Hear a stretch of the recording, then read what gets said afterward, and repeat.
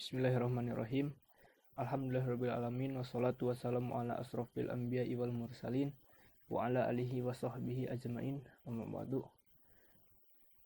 Alhamdulillah, pada kesempatan kali ini kita semua masih dapat menjalankan salah satu kewajiban kita sebagai umat muslim, yaitu dengan bertolabul ilmi. Insya Allah di sini kami dari kelompok 4 yang telah diberi amanah untuk menjelaskan mengenai aset dan liability manajemen perbankan syariah dalam produk pembiayaan murabahah, salam dan istisna.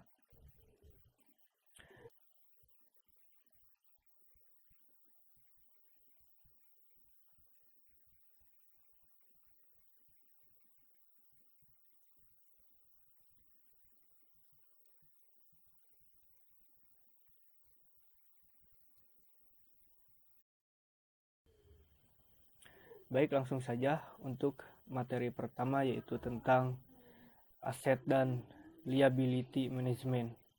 Nah, manajemen adalah proses perencanaan, pengorganisasian, pengarahan dan pengawasan usaha-usaha para anggota organisasi dan penggunaan sumber daya organisasi agar tercapai tujuan organisasi yang telah ditetapkan.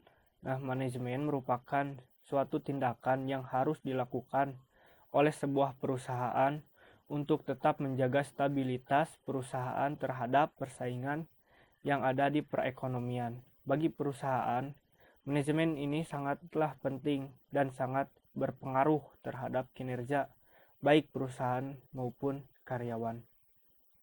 Nah, selanjutnya untuk aset secara umum adalah barang atau sesuatu barang yang memiliki nilai ekonomis, nilai komersial, atau nilai tukar yang dimiliki oleh badan usaha, instansi, atau individu.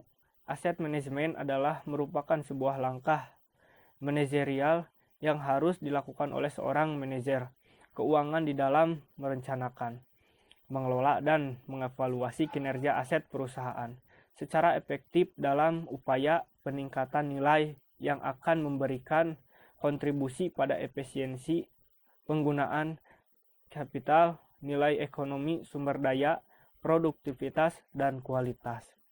Nah, lalu untuk liabilitas merupakan istilah yang menunjukkan hutang atau kewajiban bank sebagaimana terlihat pada sisi pasipan neraca yang terdiri dari berbagai jenis deposit dan berbagai jenis hutang. Hutang dan deposit merupakan sumber dana bagi bank agar tercapai efisiensi yang tinggi.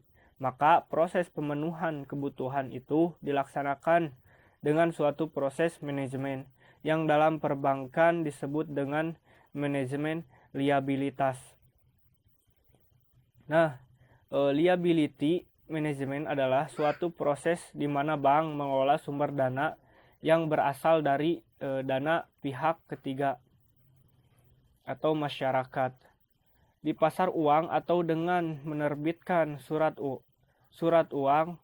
utang untuk memenuhi kegiatan operasional bank termasuk penyaluran kredit.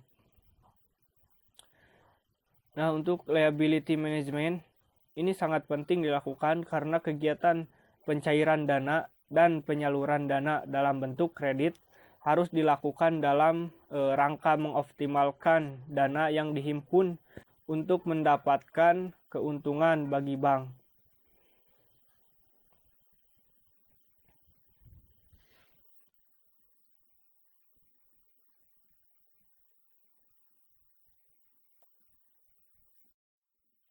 Nah, untuk selanjutnya yaitu kita masuk ke pembiayaan. Nah, pembiayaan seringkali dipersamakan dengan kredit sebagai produk utama bank. Kredit dan pembiayaan merupakan sisi aktiva dari neraca bank. Kredit dan pembiayaan merupakan kekayaan bank yang karenanya harus dipelihara dan dijaga supaya tetap sehat. Istilah kredit berasal dari bahasa Latin credo yang berarti I believe, I trust, atau saya percaya, saya menaruh kepercayaan.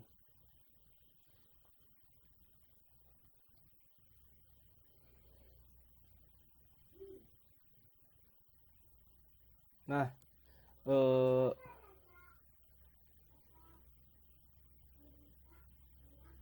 istilah kredit juga berasal dari bahasa Latin, yaitu credere, yang diartikan pula kepercayaan. Dalam Undang-Undang Nomor 7 Tahun 1992 tentang Perbankan, Pasal 1 Ayat 12, yang dimaksud dengan kredit adalah penyediaan uang atau tagihan yang dapat dipersamakan dengan itu berdasarkan dengan pihak lain, yang mewajibkan pihak peminjam untuk melunasi hutangnya setelah jangka waktu tertentu dengan jumlah bunga. Imbalan atau pembagian hasil keuntungan.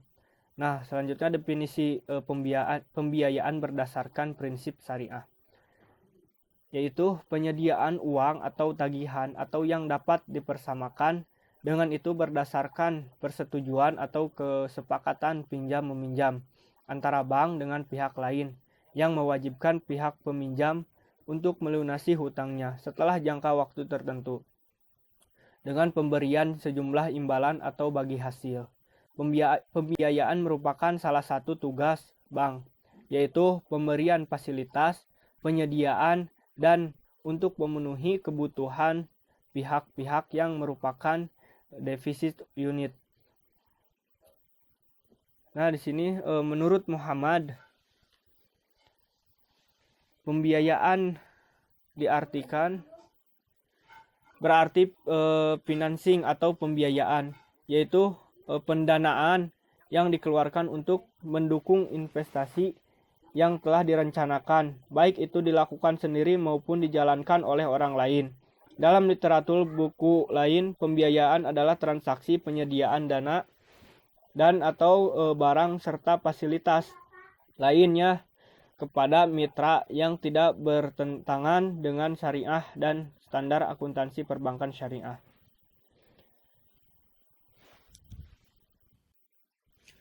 Nah, selanjutnya fungsi pembiayaan.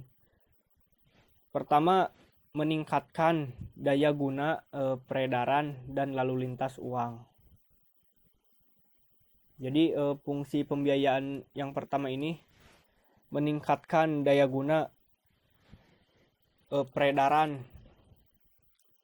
Jadi dioptimalkan agar produktif. Lalu yang kedua, meningkatkan daya guna dan peredaran uang. Yang ketiga, meningkatkan aktivitas investasi dan peredaran barang. Lalu yang terakhir, sebagai aset terbesar yang menjadi sumber income terbesar bank.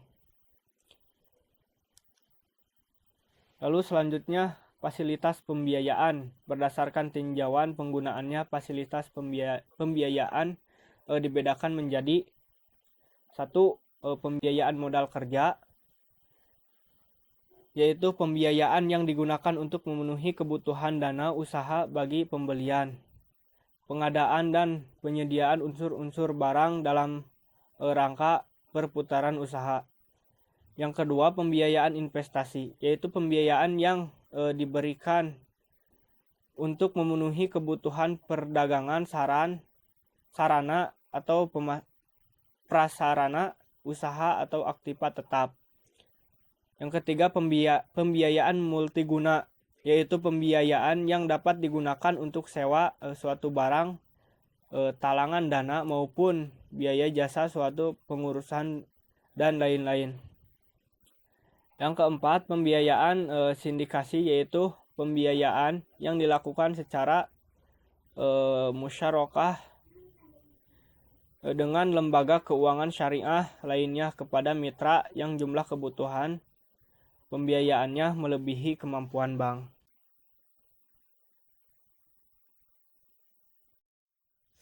Selanjutnya, produk pembiayaan yang pertama yaitu akad jual beli salam. Nah, salam adalah menjual suatu barang yang penyerahannya ditunda atau menjual suatu barang yang ciri-cirinya disebutkan dengan jelas dengan pembayaran modal terlebih dahulu, sedangkan barangnya diserahkan kemudian hari. Ya, kalau melihat di zaman sekarang ya, bisa disederhanakan ya dengan gambarnya seperti jual beli online. Ya, kita memesan, kita memberitahukan ciri-cirinya yang akan kita pesan, lalu kita transfer uang terlebih dahulu. Nanti barangnya menyusul di kemudian hari.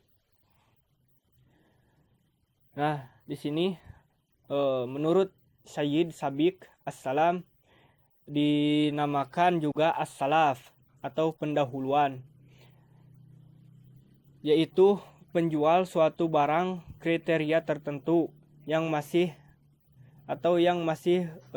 berada dalam tanggungan dengan pembayaran segera atau disegerakan. Sedangkan para fuqaha menyebutkan dengan al-mahawij atau barang-barang mendesak, karena ia sejenis jual beli barang yang tidak ada di tempat akad. Nah, dalam kondisi yang mendesak bagi dua pihak yang melakukan akad, jual beli pesanan dalam fikih Islam disebut as-salam menurut bahasa penduduk Hijaz, sedangkan bahasa penduduk Irak disebut as-salaf. Kedua kata ini mempunyai makna yang sama, sebagaimana dua kata tersebut digunakan oleh Nabi. Nah, sebagaimana diriwayatkan bahwa Rasulullah ketika membicarakan akad bai' salam, beliau menggunakan kata as-salaf di samping as-salam, sehingga dua kata tersebut merupakan sinonim secara terminologi. Ulama fikih mendefinisikan yang artinya menjual suatu barang yang penyerahannya ditunda, atau menjual suatu barang yang ciri-cirinya jelas dengan pembayaran modal di awal, sedangkan barangnya diserahkan kemudian hari. Nah, sedangkan ulama Syafi'iyah dan Hanabilah mendefinisikannya sebagai berikut. Yang artinya akad yang disepakati dengan menentukan ciri-ciri tertentu dengan membayar harganya terlebih dahulu, sedangkan barangnya diserahkan kepada pembeli kemudian hari. Ya, dalam pada intinya pada definisi yang dari tokoh ulama tadi, intinya itu sama ya. Jadi di awal memberikan uang dulu, nanti barangnya dikirim kemudian hari.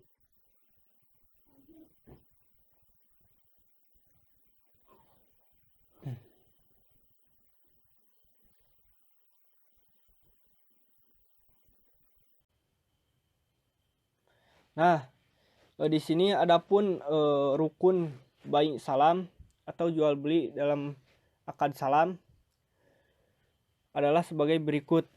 Pertama, ada muslam atau pembeli atau pemesan. Yang kedua, adanya muslam ilaih, penjual atau penerima pesanan. Yang ketiga, ada muslampi, barang yang dipesan atau yang akan diserahkan. Yang keempat, ros almal atau harga pesanan. Dan yang terakhir ada sigot, yaitu ijab dan qabul. Nah, mungkin sekian dari saya. Mudah-mudahan kawan-kawan dapat memahaminya. Ini hanya sebagian kecilnya saja, tidak secara rincinya. Mungkin jika kawan-kawan ingin melihatnya lebih rinci, kawan-kawan bisa lihat dari makalah yang dibuat oleh kami. Ya, untuk materi selanjutnya saya persilahkan kepada rekan saya. Silakan.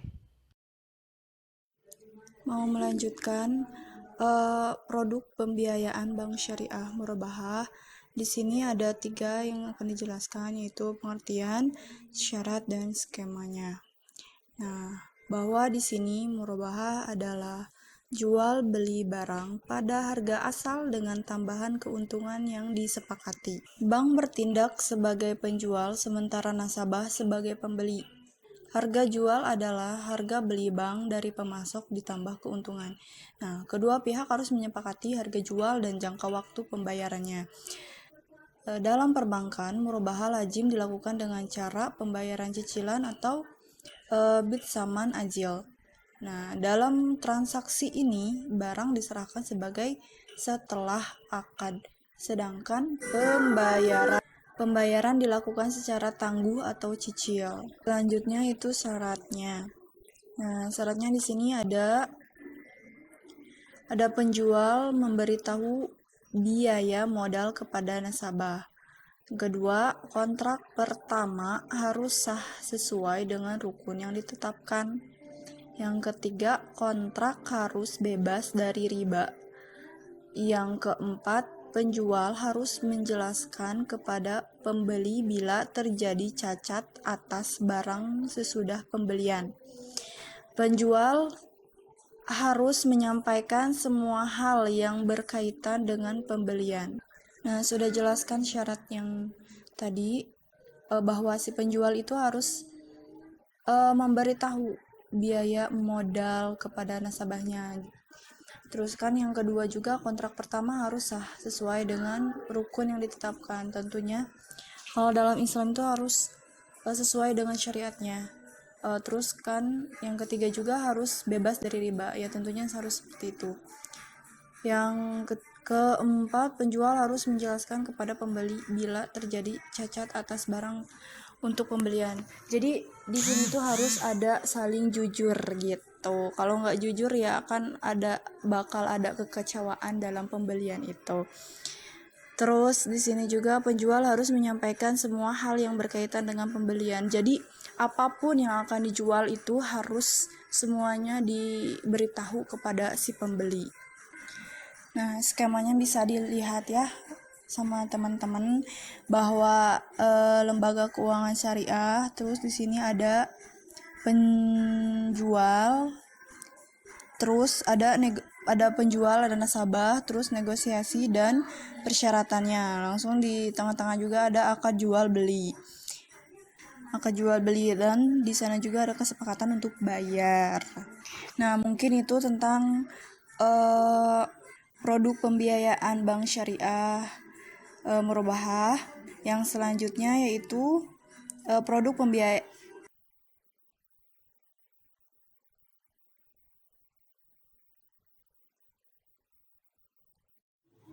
Nah, di sini selanjutnya yaitu produk pembiayaan istisna merupakan kontrak penjualan antara pembeli dan pembuat barang. Dalam kontrak ini, pembuat barang menerima pesanan dan dari pembeli.